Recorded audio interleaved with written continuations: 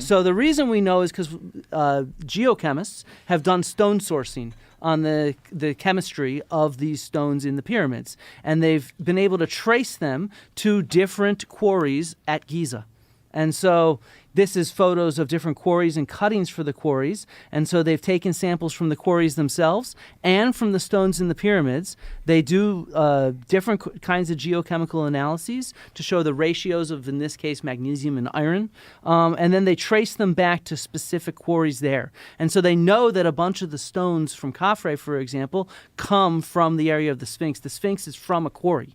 It's a quarry site for those stones. And so one of the things... Go back to that slide for a second. Yeah.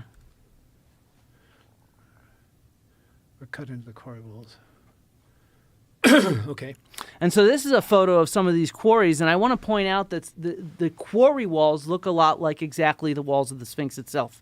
It has the same kind of erosion on it. It has the same kind of rough working on it. And so what you're actually seeing with the Sphinx is you're seeing this roughened shape from quarrying, which is then built with nicer stones around it.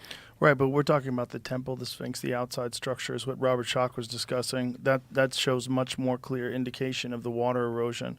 Not necessarily this, which shows a lot of kind of different erosion.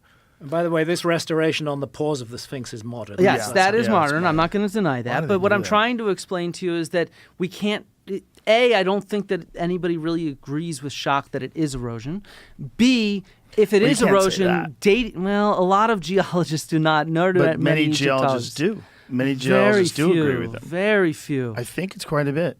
Graham, you would know more than I do. I think it's quite a bit too, but it doesn't really matter to me. I think whether geologists agree with him or not, whether archaeologists agree with him or not, he's spoken his truth. He's made his case, and I think it's a strong and compelling case. And what I'm trying to do is present the evidence that goes against him, right?